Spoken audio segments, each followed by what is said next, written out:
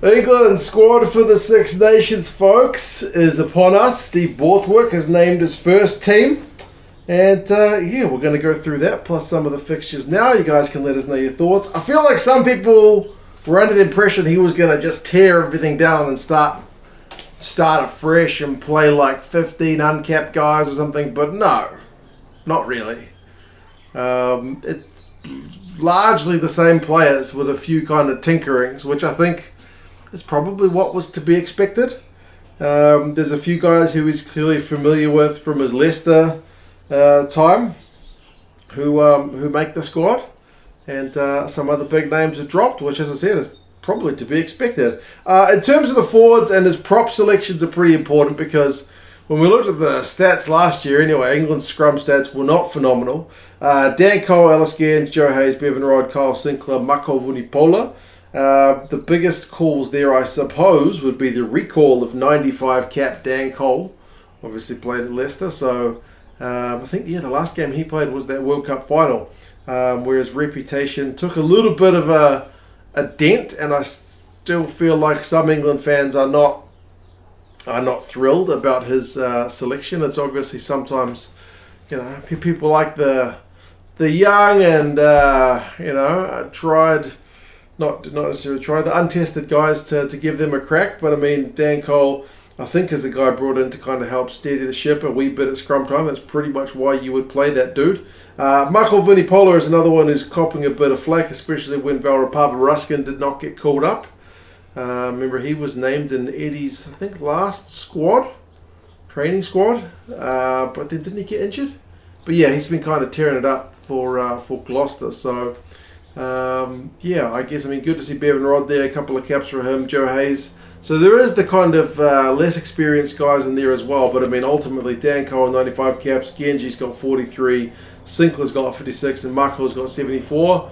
For the most part, it's pretty experienced propping stocks. You can't say the same about the hookers, Jamie George, George McGuigan, and Jack Walker. So two uncapped guys in McGuigan and Walker, remembering a Singleton, and more importantly, maybe Luke Cowan-Dickie are unavailable through injury. So I would expect Jamie George to be starting. And George McGuigan, it'd be lovely to see that guy get some tries, because I've seen him doing that for ages in the Premiership. But the guy couldn't buy an international cap just yet, but he's close. We'll see if he gets there. Locking stocks, Johnny Hill, Nick Ezekwe, Maro Itoje, Courtney Laws, Ollie Chesham.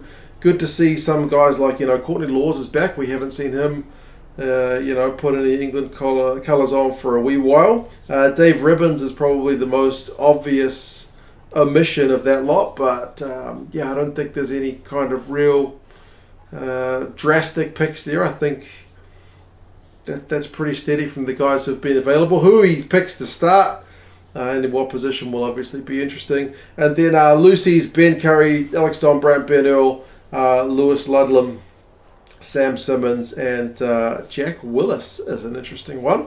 Ben Curry is obviously maybe helped by the fact that his brother is injured at the moment, but I'm pretty sure Sale fans will be getting on the Ben Curry bandwagon, because the guy's been, again, pretty good in the Premiership.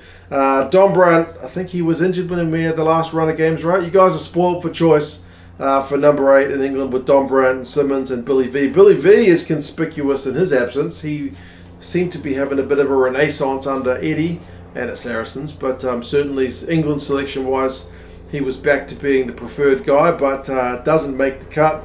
And Jack Willis, who kept missing out, and the fact that he's playing in France now is kind of an emergency measure with the whole Wasp situation. But he gets a call up. So I think people have been calling for that for a wee while as well. So loose forwards. Underhill's another guy who misses out, struggles a bit with injury these days. Loose forwards is a spot where most teams, to be honest, are pretty loaded. So it's always really competitive, and we'll just have to see who the preferred kind of options are. I should say, if you want England Rugby gear, by the way, check out England Rugby store. They've got always kind of sales and stuff going on. So down in the description, if you want yourself some England Rugby gear. Backs, Van Portfleet, Ben Youngs, and Alex Mitchell are the halfbacks. It's kind of no surprise that he's picked the two Leicester Tigers guys. Ben Youngs, I had a brief look at the Facebook comments. He's getting all kinds of stick about being in the squad, but it doesn't surprise me that he is selected. Alex Mitchell's recall, though, is certainly a welcome one. I think he's going to hopefully add to that one cap that he's had. Farrell is captain, and he is, he's named. There was a little bit of doubt whether he was going to go through that kind of tackling clinic after getting cited recently. But yeah, Borthwick was pretty adamant that he is the right man to be captain. And so it shall be. Faz is captain. Whether he plays 10 or 12 remains to be seen. In what I have seen of Sharsies this year, at 10 he's been in the business, hasn't he? He just seems to be actually having fun with his rugby. Like sometimes you watch Owen Farrell play, he just seems a bit angry or a bit frustrated, but he seems to be playing with a smile on his dial with Sharsies anyway. So we'll see how the selections go. Marcus Smith and Finn Smith as well as the other possible option. Finn Smith, obviously one of your uncapped guys. It's going to be tough for him, but still good to be in the squad around a bunch of guys like Marcus Smith, who's been getting a lot of time at 10 in recent times for England, and then Farrell, any guy with 100 plus caps is going to be able to impart some kind of knowledge. Midfield is Dan Kelly, Manu Tuilagi, Henry Slade, Elliot Daly potentially, and Joe Marchand potentially, because those guys are kind of utility guys. Another Leicester Tigers guy with Dan Kelly. Kind of maybe not too surprising. Guy Porter is one of the guys who misses out, but I think we've seen him play for a while. Ollie Lawrence was the guy for me. Like whenever I've seen him play for Bath since his move from Worcester, oh my goodness, the guy seems to be just on fire. I guess if Tuilagi gets injured, then Lawrence is a shoo-in, maybe.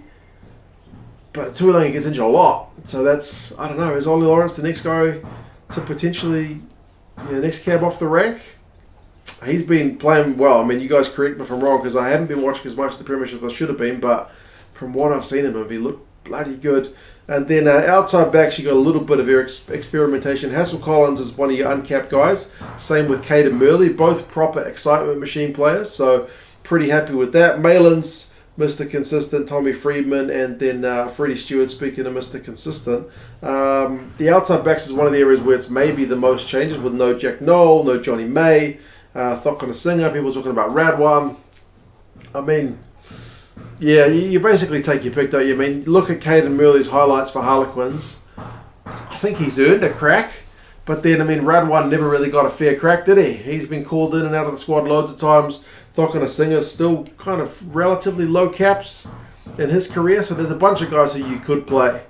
And it's just about somebody like a Freddie Stewart who's just going to take that international jersey and make it their own.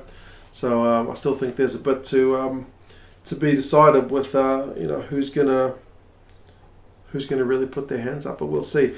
Fixtures wise for England, they start with Scotland, who seem to always get up against England. So that's like, in terms of being a Six Nations champion team, that's an easy start if you want to put it that way, because Scotland frustratingly always end up like bloody third or something, don't they? They always kind of flatter to deceive, but they always play well against England. They're at home though, England, but that's not an easy start by any means, especially when you've had Gregor Townsend there for donkey's years seemingly, and then Borthwick just taken over. And then Italy at home. So home, you really need to get both those games as wins, don't you? Then you got Wales away. Wales also will be rejigging the things with Gats taking over. So I would say England's campaign is probably going to be defined by those first three games. Ideally, you win all of them. And then you get the two, at least on paper, toughest games with reigning champions France coming to Twickenham, and then an away game against Ireland. Like, if you looked at it optimistically, you could say, assuming England can beat Scotland at home, which, as I said, is never easy, and then they win over an Italian side that they've never lost to, and then at home to a Welsh side which is likewise going through a bit of rebuilding, England go 3 from 3, and they are really challenging for a Six Nations championship. Could potentially go down to like a deciding game away in Ireland. You never know. Or they could get beaten at home by a Scottish side which is more settled than what this England side is. Warren Gatland could have the Gats effect and get Wales to bounce back, and then you're staring down the barrel of two very difficult games to end the season. It's really kind of all up in the air at the moment, but in terms of selections, it's not wholesale changes. I think it is tinkering. It's not surprising to see a little bit of extra Leicester Tigers representation. I think that's to be expected. And I do think positions where they have brought in some guys and dropped some other big names are genuinely areas where England have got loads of depth. So, yeah, we'll see. My neighbour's banging away at something, so I'll go check out what they're doing, because that'll be curious. They're banging the new fence up. The other neighbour's just built a new fence, so I'll go check it out. You guys let us know your thoughts, and I'll talk to you guys again soon. See you later.